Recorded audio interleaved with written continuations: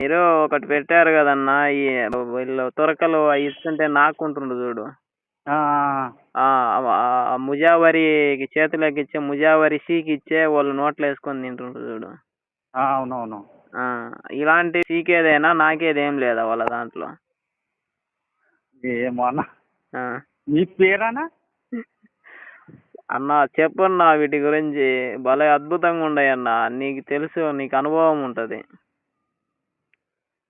నా పేరు రెడ్డి అన్న, వెంకటేశ్వర రెడ్డి.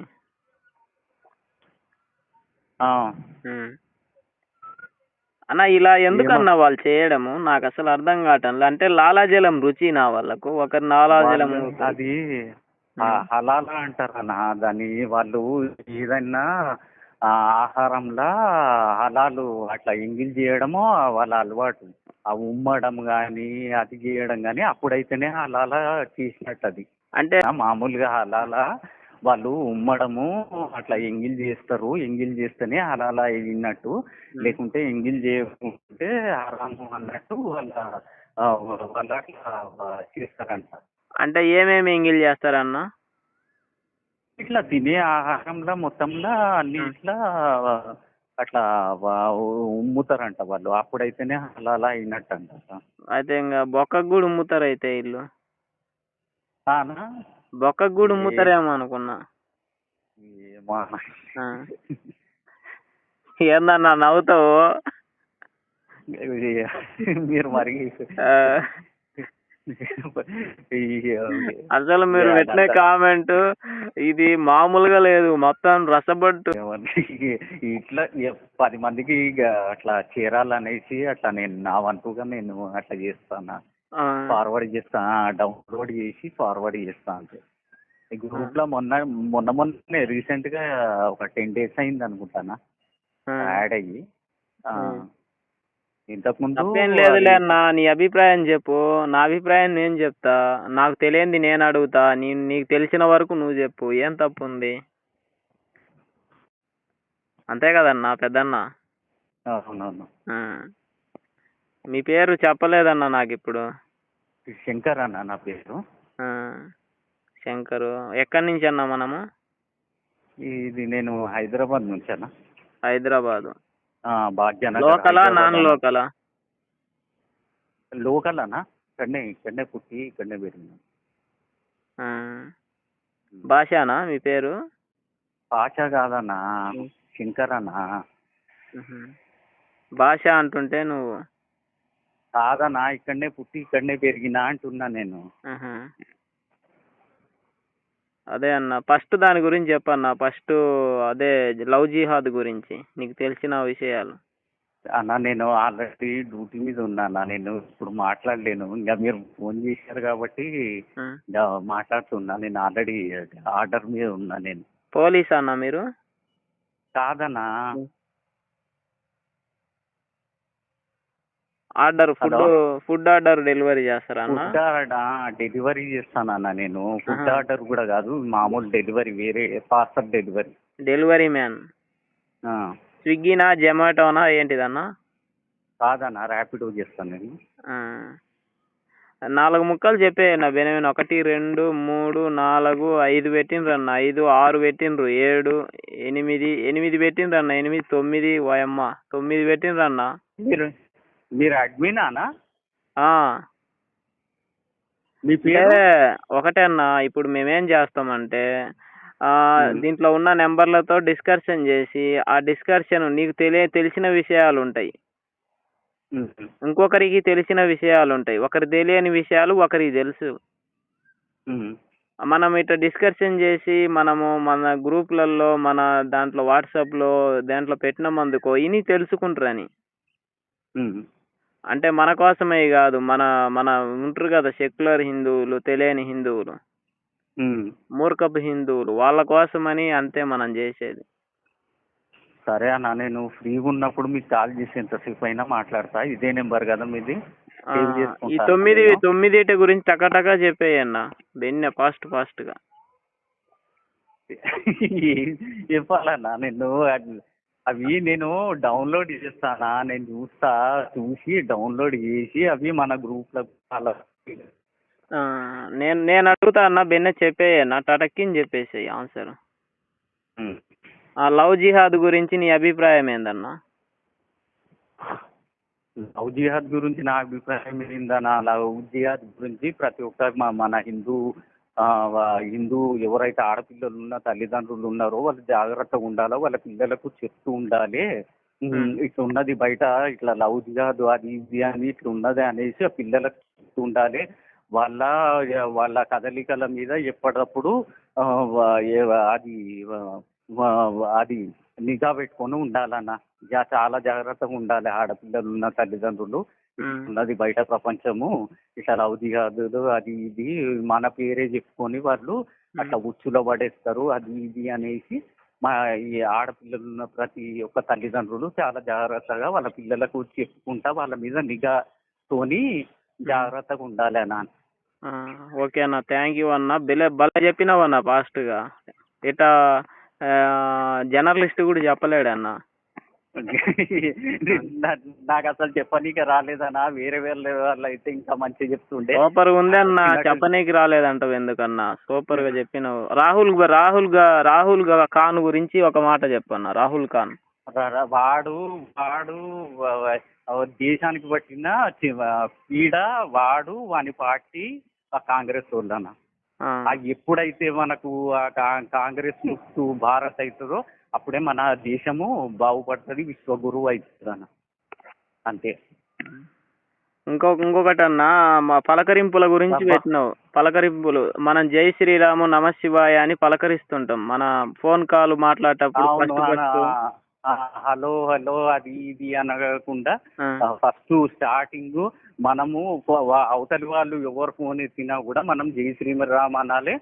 మళ్ళీ ఫోన్ పెట్టేసేటప్పుడైనా మళ్ళీ మనది ముగించే సమయంలోనైనా కూడా ఆ శ్రీరాముని పేరు తలుచుకొని ముగియాలి. కరెక్ట్ అన్న, దెబ్బ చెప్పేసినావు అన్న. ఇంకొకటి అన్న, యూకే పార్లమెంట్ లో భగవద్గీత భారత సంతతి చెందిన ఎంపీ ప్రమాణము అంటే దేని గురించి ప్రమాణం చేసిందన్న? వాళ్ళు మొన్న ఎలక్షన్స్ అయినాయి కదా, ఆమె 29 ఏళ్ళ శివాని రాజు ఏమో ఉంది, ఆమె అక్కడ నుంచి గెలుపొందింది. ఆమె అక్కడ వాళ్ళ పార్టీలో గెలిచినా కూడా మన మూలాలు మర్చిపోలే, మన భారతీయ మూలాలు మర్చిపోలేదు ఆమె.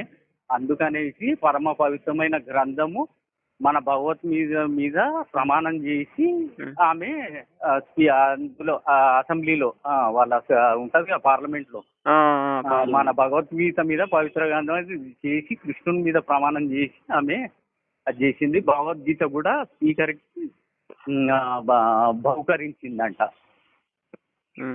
భగవద్గీత కూడా బహుకరించింది. భగవద్గీత కాపీ కూడా బహుకరించిందంట స్పీకర్ కి. ఇంగ్లాండ్ లో కదన్నా జరిగింది, ఇంగ్లాండ్ లో జరిగింది. మొన్ననే అయినాయి కదా, ఒక 3-4 days బ్యాకే అయినాయి. అది ఆమె పార్టీ నుంచి గెలిచారు. ఆమె ప్రమాణ స్వీకారం మన భగవద్గీత మీద చేశారు. ఆమె మన భారతీయ మూలాలు ఉన్న వ్యక్తి ఆమె.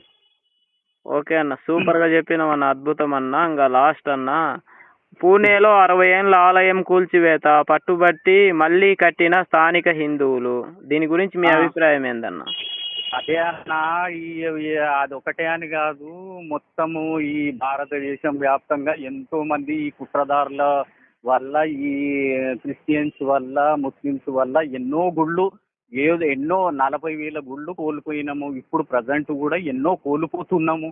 మన మీద కక్ష సాధింపుతోని మన ఆలయాలు అవి ఇవి అన్ని చేస్తున్నారు. అయినా కూడా మన హిందువులు సంఘటితమయ్యి పోరాడి నచ్చజెప్పి మళ్ళీ అక్కడ ఆలయము ఏర్పాటుకి నిర్మించిర్రంట. అది అన్న. ఇంకొకటి అన్న, అమర జవాన్ సతీమణిపై ట్రోలింగ్, అహ్మద్ అరెస్టుకు ఆదేశాలు జారీ, దీని గురించి మీ అభిప్రాయం అన్న? 2 విషయాలు. అదే అన్న, మొన్న ఆమెకు ఆయన ఆర్మీ జవాన్ ఆయన చనిపోయాక ఆయన అమరుడైన తర్వాత అది ఇచ్చారు కదా నా కీర్తి చక్ర అని. అయితే అది తీసుకోవడానికి వచ్చినప్పుడు అవి సోషల్ మీడియాలో ఒక ఇదే మరకగాడు చాలా ఘోరంగా ఆమె మీద మదం ఎక్కి కామెంట్ పెట్టాడు. దానివల్ల దేశవ్యాప్తంగా అదైంది. దాని గురించి మన ఈ ఢిల్లీలో ఉంటది కదా నేషనల్ అది మహిళలకు సంఘాలు. సంబంధించింది, చిల్డ్రన్స్ అండ్ మహిళలకు సంబంధించింది. ఆ, వాళ్ళు తీవ్రంగా పరిగణించి వారి అరెస్టుకి ఆదేశాలు జారీ చేశారు. ట్రోలింగ్ చేసినందుకు. ట్రోలింగ్ చేసినందుకు అది చాలా ఘోరంగా చేసిందన్న. అది నేను చెప్పలేను. అది చాలా అంటే చాలా ఘోరమైన కామెంట్ చేశాడు అతను. ఆ, ఒక ఇంకొకటి అన్న. జవాను ఆమె ఉమ్. అద్భుతంగా చెప్పిండ్రు అన్న. ఇంకొకటి అన్న, ఇస్లాం సామ్రాజ్య స్థాపన కోసం ఎన్నుకునే ఖలీఫా విషయ భేదాలు కారణంగా రెండు వర్గాలు గొడవపడి ఒక వర్గం వారు చనిపోతే వారికి సంతాపం పాటించడమే మొహరం పీర్ల పండగ. దీని గురించి మీ అభిప్రాయం అన్న? అది ఈ మొహరం పండుగ మన ఎక్కువ శాతం అయితే వాళ్ళకంటే మన హిందువులే చేసుకుంటారన్న. ప్రతి ఒక్క ఊర్లల్లా ఎక్కడైనా ఈ సిటీలనైనా కూడా ఈ ప్రతి దగ్గర మన హిందువులే ఎక్కువ మన ఇంటి పండుగ, మన ఏదో ఉగాది సంక్రాంతి అన్నట్టు చేసుకుంటారు. అది తప్పు. అది వాళ్ళ సామ్రాజ్య స్థాపన కోసం జరిగిన గొడవలల్లా మహమ్మద్ వాళ్ళ కొడుకులకు వాళ్ళ మధ్యలో అయిన యుద్ధంలో వాళ్ళ కొడుకు ఒక అతను చనిపోతే అతన్ని సంతాప సూచకంగా ఈ పీర్ల పండుగ 11 రోజులు 9 రోజులు సంతాప దినాలు చేసేవాళ్ళంట. అది ఆ విధంగా హిందువులకు కూడా సంబంధం ఉంది అన్నట్టు దాన్ని అది చేసారు. కాబట్టి మన హిందువులే ఎక్కువ చేస్తున్నారు. అది కాదు. అది ఏంటంటే ఇస్లామీకరణ, ఇస్లాము దానికోసం సంబంధించింది. ఇప్పుడు మన హిందువులు చేస్తున్నారంటే వీళ్ళు కూడా అలా సహకరిస్తున్నారు. ఇస్లాం రాజ్యం కోసము వీళ్ళు కూడా సహకరించి చేస్తున్నట్టు ఈ సెక్యులర్ హిందువులు ఈ ఉంటారు కదన్న, ఈ పనికిరాని హిందువులు వాళ్ళకి సహకరిస్తున్నట్టే. ఇప్పుడు ఈ పీర్ల పండుగ చేసుకొని ఆ తక్కిలు మొయ్యడము, అది చేయడం, ఇది చేయడము, డ్యాన్సులు చేయడము, ఆ పండుగను ఏదో మన పండుగ లెక్క 11 రోజులు చేయడము అని అంటే వీళ్ళు కూడా సహకరిస్తున్నట్టే. మనకు సంబంధం లేదు కదన్న, మన దేశానికి సంబంధం లేదు కదా. అదెక్కడో సౌదీ అరేబియాలో జరిగితే మనకేం సంబంధం అన్న? అదే అట్లా తీసుకొచ్చారన్న. అట్లా తీసుకొచ్చి దాన్ని ఇప్పుడు మన పల్లెలలో కూడా మొత్తం వ్యాప్తి చేసేసారు. మొత్తం ఎట్లా అయిపోయిందంటే అదొక మన హిందువుల పండుగ లెక్క అయిపోయింది. వాళ్ళకంటే ఎక్కువ మనకి పండుగ అన్నట్టు ఆ విధంగా చేసేసారు. సాయిబులు ఎక్కువ కనపడరన్న. మీరు అన్న ప్రకారం సాయిబు మహిళలు కనపడరు, సాయిబులు కనపడరు. ఎక్కువ మన హిందువులే మార్చుంటారు, మన హిందువులే చేస్తుంటారు ఆ శవాలను. అదే అన్న, మొత్తం ఆ విధంగా చేసేసారు. మన పీర్ల శవాలను మనోళ్ళే మార్చుంటారు, చేస్తుంటారు, తీర్చుంటారు. మనవి అది సంతాప దినాలనా, అవి మన ఇంట్లోకి వచ్చి దేవుని దగ్గరకు వచ్చి అది మన ఇంటి ఇల్లంతా తిరిగేసిపోతాయి అంట. నాకు అంత ఐడియా లేదు. నాకు తెలిసినంత మటుకు మా సంతాప దినాలంటే చచ్చిపోయిన రోజు చేసుకుంటారు కదా, చచ్చిపోయిన రోజు సంతాప దినాలు అవి. ఆ విధంగా అవి ఏమో ఈ పండుగ లెక్క మన హిందువులు, మూర్ఖపు హిందువులు ఆ విధంగా. నాకు తెలిసినంత వరకు నేను చెప్తాను 2 ముక్కలలో గురించి. బెనవెన్ చెప్పేస్తా ఫాస్ట్ గా. మామ అల్లుళ్లకు పోరు జరుగుతుందంట ఒక ప్రాంతం కోసం. అంటే నాకు ఆ ప్రాంతం కావాలి, నేను ఆ ప్రాంతాన్ని ఆధిపత్యం చేసుకోవాలని వీళ్ళు మామూళ్ళు. అల్లుళ్ళేమో ఆ ప్రాంతాన్ని మేము ఆక్రమించుకోవాలని. ఈ సున్నీలని షియాలని 2 తెగలు ఉన్నాయంట. అవునవును. వీళ్ళు కొట్టుకోవడంలో అవకల వాళ్ళు చనిపోతారు, యువకల వాళ్ళు కొంతమంది చనిపోతారు. చనిపోయినప్పుడు అవకల వాళ్ళు సంతాపం తెలుపుతారు, యువకల వాళ్ళు సంతాపం జరుపుతారు చనిపోయినందుకు. అంటే దినాలు ఉంటారు కదా మామూలుగా, చచ్చిపోయిన రోజు దినం జరుపుతారు కదా. అలా అని చాలా మంది అన్నారు, ఒక ముస్లిమే అన్నాడు. అవునవును, అది కరెక్టేనా? అది అల్లుళ్ళు కాదని నేను నాకు తెలిసినంత మటుకైతే అది ఏంటంటే ఈ మహమ్మద్ ప్రవక్త వాళ్ళ పిల్లలు మధ్యనే గొడవ అయ్యి నాకంటే నాకు అధికారం కావాలి అన్నట్టు అట్లా జరిగిన గొడవలల్లా ఒకరు చనిపోతే అతని జ్ఞాపకార్థం ఈ సంతాప దినాలు చేసేవాళ్ళంట. కంటిన్యూ అయ్యి మన ఇక్కడికి వ్యాప్తించింది. లాస్ట్ మాట అన్న, మనం పీర్ల పండగ జరుపుకోవాలా జరుపుకోకూడదా? మనకు సంబంధం ఉందే లేదా పీర్ల పండగ గురించి? జరుపుకోవద్దన్నది అనవసరం, మనకు సంబంధమే లేదు. మనకి ఎన్ని పండుగలు ఉన్నాయన్నా, ఎన్నో పండుగలు ఉన్నాయి మనకు. మనకు వాళ్ళ వీళ్ళ పండుగలు జరుపుకోవాల్సిన అవసరమే లేదు. అందులో ఈ శవాలు మీరన్న ప్రకారం శవాలు, ఈ శవాలు ప్లస్ ఈ సాయిబాబాను కూడా అస్సలు పోల్చొద్దు. వాడు ఒక ఫకీరు, వాడి పేరు సైఫుద్దీను, వాడిని అస్సలే కొలవద్దు. ఈ మూర్ఖపు హిందువులు ఎప్పుడు బయటపడతారో, ఎప్పుడు అదైతారో. మనకు 3,000,000 దేవతలు ఉన్నారన్నా, మనకు 3,000,000 దేవతలు ఉన్నారు మనకు. లాస్ట్ అన్న, లాస్ట్ అయిపోయిందన్న. లాస్ట్ ఇంకా మీకు పని ఉంది కదన్న, లాస్ట్ ఒక మాట ఇంకా లాస్ట్. దేశంలో హిందువుల మెజారిటీ చాలా స్పీడ్గా తగ్గుతుంది. ఇంతకు ముందు 84.68% ఉంటే ఇప్పుడు 78.6% మాత్రమే ఉంది. ఇంకా 10 నుండి 20 ఏళ్ళు పోతే 60% అవుతుంది. దేశం చేయి జారిపోతుంది. ఆ తర్వాత మీ ఇష్టం. హిందువులు నిద్ర లేవకపోతే శాశ్వతంగా నిద్రపోయే రోజులు వస్తాయి తర్వాతి తరాలకి. అంతే అన్న. దీని గురించి మీ అభిప్రాయం అన్న? అదే అన్న, ఇప్పటికే మనము మన 28 రాష్ట్రాలల్లో 9 రాష్ట్రాలల్లో మనం మైనారిటీ అయిపోయినాం అన్న. ఇట్లనే మనం ఇదే మొద్దు నిద్రలో ఉంటే మొత్తము భారతదేశంలో హిందువులు ఎంతో కాలం మొన్న హైకోర్టు కూడా చెప్పింది, ఇట్లనే ఈ కన్వర్షన్స్, ఇట్లనే మత మార్పిడ్లు ఇవన్నీ ఇట్లనే జరిగినాయి అంటే కొన్ని రోజులలో మెజారిటీ వాళ్ళు కూడా మైనారిటీలు అయిపోతారు అనేసి. అన్న, మనము ఈ మెజారిటీ నుంచి మనం కాపాడుకోవాలంటే ఏం చేయాలన్నా? ఏం చేయాలంటే ఈ మత మార్పిళ్ళు, వాళ్ళు వీళ్ళు చెప్పిన దాంట్లో పోయి మతం మారడం కానీ, అది ఇది లౌకియాదులకు ఈ పండుగలు వాళ్ళ వీళ్ళ పండుగలు చేసుకోవడం కానీ ఇవన్నీ చేసుకోకుండా మన ధర్మం, మన సంస్కృతి సంప్రదాయాలను ఆచరించుకుంటా పిల్లలకు నేర్పించుకుంటా ఉంటే ఏమి కాదన్న. మన ధర్మంకి ఏమీ కాదు. ఒకరిద్దరు అంటుంటే ఎందుకు తగ్గదన్న? జనాభా ఎంతమంది కంటే మన జనాభా ఉంటదన్న స్థిరంగా? ఎంతమంది కనాలి మినిమం? ఎంతమంది కనాలి అది అని అంటే ఈ జనాభా నియంత్రణ బిల్లు తీసుకురావాలన్న. జనాభా నియంత్రణ బిల్లు తీసుకొస్తేనే ఏదన్నా అవి ఇది అనేది తగ్గుతుంది. అది కాక మన దాంట్లో కూడా చాలా మంది హిందువులు ఏమైందంటే ఒక్కోరు ఇద్దరితోని అది చాలు అది ఇది అన్నట్టు అది అయిపోయారు. ఇవన్నీ చాలా తీసుకురావాలన్న. యూసీసీ కానీ, జనాభా నియంత్రణ బిల్లు, ఇలాంటివి అన్నీ కొన్ని బిల్లులు తీసుకొని వస్తే కొంచెం సెట్ అవుతుంది అన్న. ఖచ్చితంగా తీసుకొని రావాలంటావు? ఖచ్చితంగా తీసుకొని రావాలన్న. భలే అద్భుతంగా చెప్పినావన్నా. నా కోసమై నువ్వు టైం ఇచ్చినావన్నా. నువ్వు చాలా మీరు ఎందుకో ఏమో అన్న, నాకు డౌట్ అనిపిస్తుంది. మీరు ఎవరు అన్నా? నేను జర్నలిస్ట్ అన్నా. అంటే హిందూ ధర్మం మీద పనిచేస్తుండం. మన హిందూ ధర్మము మనం కాపాడుకోవాలంటే ఇలా డిస్కషన్ చేయాలి. డిస్కషన్ ఎందుకు చేస్తున్నామంటే నీకు తెలిసిన విషయాలు ఇంకొకరికి తెలియవు, ఇంకొకరికి తెలిసిన విషయాలు ఇంకొకరికి తెలియవు. ఇలా మనం డిస్కషన్ చేసుకోవడం ద్వారా కొత్త విషయాలు దీని ద్వారా మనం తెలుసుకోగలుగుతాం, ఈ రికార్డు ద్వారా. ఏమో అన్న, ఈ రికార్డు ఈ వీడియో తయారు చేసి యూట్యూబ్ లో, ఫేస్బుక్ లో మన హిందూ గ్రూపులకు పెడతామన్నా.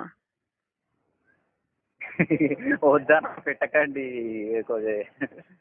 అంటే మన హిందువులు ఉండరు కదన్న, సెక్యులర్లు, తెలియనోళ్ళు, ఎదవలు ఉండరు.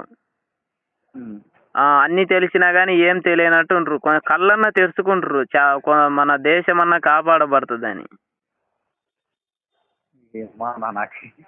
ఏదో నా వల్ల అయినంత చేయడం కానీ రికార్డులు అవి ఎందుకని అన్న. ఇప్పుడు మనం మాట్లాడడం కూడా భయపడతాయి ఎట్లా అన్న? బయటికన్నా వచ్చి ప్రచారం చేయలేము, కనీసం ఈ మాట్లాడి మనం ఇన్ఫర్మేషన్ డైరెక్ట్ మాట్లాడొచ్చాను. ఈ రికార్డింగ్లు అది ఇది అంటే కొంచెం అంటే దీని ద్వారా మనం మార్చొచ్చు కదన్న మనోళ్ళను